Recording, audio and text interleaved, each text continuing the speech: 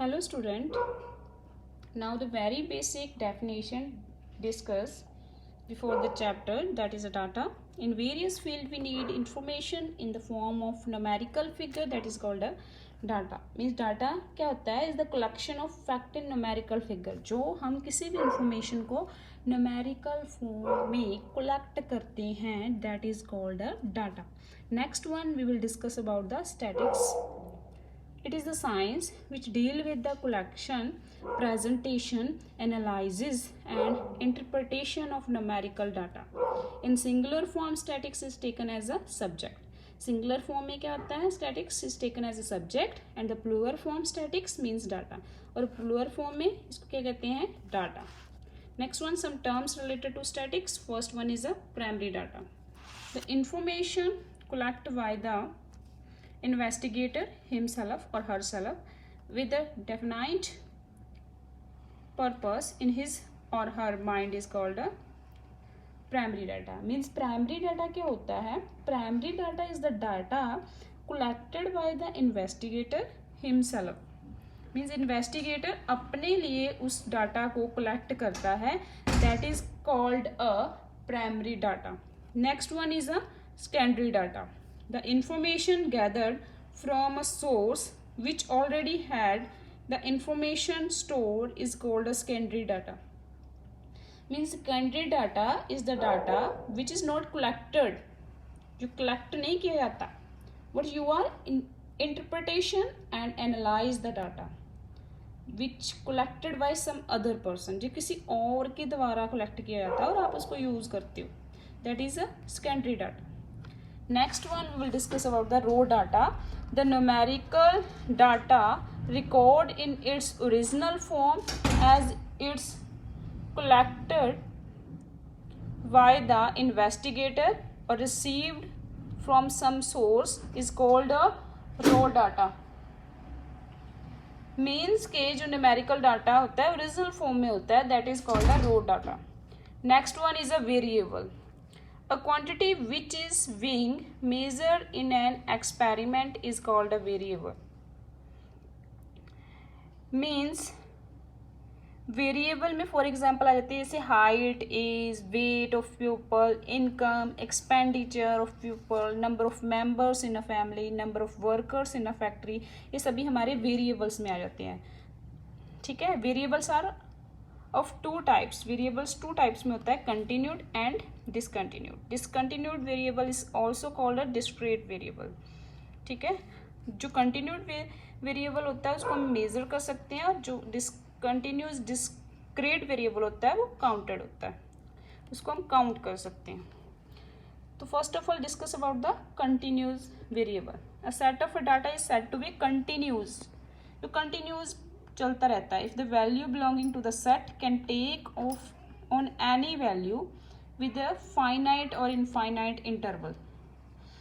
Means इन continuous variable में जैसे आ जाएगी हाइट, जैसे कि हाइट आपकी इंक्रीज होती जाती है, बढ़ती जाती है कुछ टाइम तक. इसे एज आपकी हर साल 1 ईयर बाद जो है उसमें 1 साल जो है ऐड होता जाता है, वो आपकी एज जो है इंक्रीज होती जाती है. नेक्स्ट वेट ऑफ पीपल, ये सभी क्या है, कंटिन्यूस वेरिएबल. नेक्स्ट और आ जाएगी आपकी हाइट ऑफ द लीफ. ठीक है. Length of the leaf, sorry, and speed of a train. ठीक है. टाइम, ये सभी हमारे continuous variable. Next one is a discontinued variable. Discontinued variable for example कि number of member in a family, number of member in a factory, ये सभी क्या हैं, डिस्क्रीट वेरिएबल हैं. जैसे number of books on a shelf. ठीक है. ये number of tickets, number of language spoken, ये सभी हमारे क्या हैं, discrete variable. Next one is a range. The difference between the maximum and minimum value of a variable is called a range. Means कि difference किसका है, maximum और minimum value का डिफरेंस क्या है, हमारी रेंज है. Next one, frequency. Number of times a value is repeated. Means के कोई भी नंबर कितने टाइम्स आ रहा है। सपोज फॉर एग्जांपल कि आपकी क्लास में 31 स्टूडेंट्स हैं, तो 31 स्टूडेंट्स में से 40 मार्क्स में से कितने स्टूडेंट्स 35 मार्क्स ले रहे हैं, वो हमारी आ जाएगी frequency. Next one is a frequency distribution, a tabulation arrangement of a given numerical data showing the frequency of different variable varieties is called a frequency distribution। Means जो टेबल की form में हम रिप्रेजेंट करते हैं जिस data को, that is called a frequency distribution. Okay, next one we will discuss about the department of statics. तो there are 3 major department. First one is a tabulation, calculation, graphical representation. तो tabulation में जो है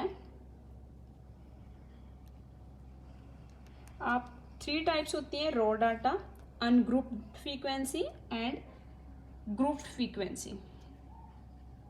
ठीक है, in this topic of your statistics, in the first exercise we have to solve tabulation. ठीक है, first exercise में हमने टैबुलेशन के थ्रू ही सॉल्व करना है। फर्स्ट 2 जो उसके वे हैं उनको अप्लाई करना है, raw data and ungrouped frequency. ठीक है, तो फर्स्ट ऑफ रॉ डाटा क्या होता है, जैसे कि कोई 5 स्टूडेंट्स है, उसके हमने मार्क्स लिखने हैं, जैसे कि 10 आउट ऑफ 10, 6, 5, 4, 7, 8, ये हमारा रो डाटा हो गया।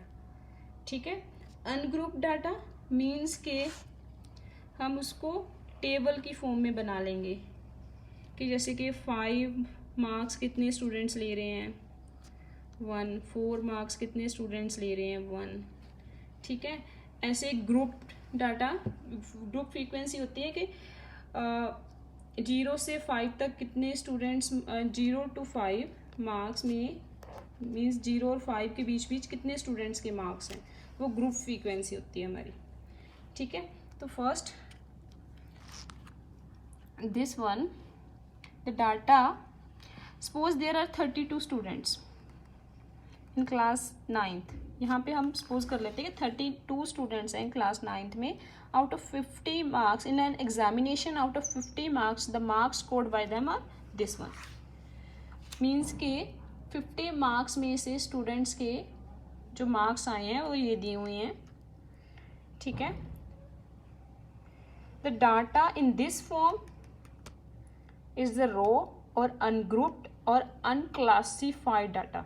इसको हम रॉ डाटा, अनग्रुप्ड और अनक्लासिफाइड डाटा कहते हैं।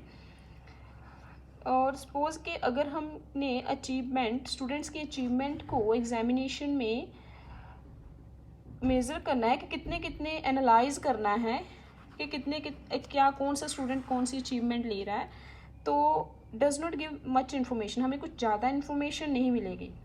तो let us arrange the above data in ascending और डिसेंडिंग ऑर्डर। या तो हमें इसे असेंडिंग ऑर्डर में अरेंज करना पड़ेगा या फिर डिसेंडिंग ऑर्डर में, तो हम इसे असेंडिंग ऑर्डर में अरेंज करते हैं। ठीक है, the data arrange in this form is called a array. जब हम इसको असेंडिंग या डिसेंडिंग ऑर्डर में अरेंज करते हैं, that is called a array data. ठीक है, the presentation of data in this form time consuming. जब हम इसको असेंडिंग और डिसेंडिंग ऑर्डर में अरेंज करते हैं, ये टाइम कंज्यूमिंग डाटा है। ठीक है, particular when the number of observation is large. So to make it easily, the above data in the form of a table, that is called a frequency distribution table for raw data। तो अब हम इसको table form में, frequency distribution table form में arrange करेंगे ungroup data कि 3 marks कितने number of students के हैं, 1 के, फ्रीक्वेंसी इज़ 1, 7 कितने नंबर ऑफ स्टूडेंट्स के, 1 के, ऐसे ही 37 कितने नंबर ऑफ स्टूडेंट्स के मार्क्स हैं, 3 के, 49 कितने नंबर ऑफ स्टूडेंट्स के हैं, 1। तो total number of student, total frequency is 32। तो जी अबव जो टेबल है इज कॉल्ड सिंपल और अनग्रुप्ड फ्रीक्वेंसी डिस्ट्रीब्यूशन टेबल। ठीक है, and next one is a mean and median of ungroup data. तो first of all we discuss about the mean of ungroup data. Mean कैसे find करते हैं? Sum of all observation and total number of observation. जैसे कि suppose x1 x2 x3 up to so on xn है, तो हम इसको क्या करेंगे? Sum of observation x1 plus x2 plus x3 up to so on xn. Number of observation is n upon n. Next one is a median of ungroup data. Median is the central value of a statical data. Median क्या है? Central value है statical data की, statistical data की. If it's arranged in ascending order, तो first हम इसको arrange करते हैं असेंडिंग ऑर्डर में. एंड देन अगर नंबर ऑफ ऑब्जर्वेशन n आपकी ऑड आती है तो फॉर्मूला अप्लाई होता है n+1 अपॉन टूथ ऑब्जर्वेशन. अगर नंबर ऑफ ऑब्जर्वेशन n आपकी इवन आती है तो फॉर्मूला अप्लाई होता है n upon tooth observation plus n upon 2 plus 1th observation upon 2.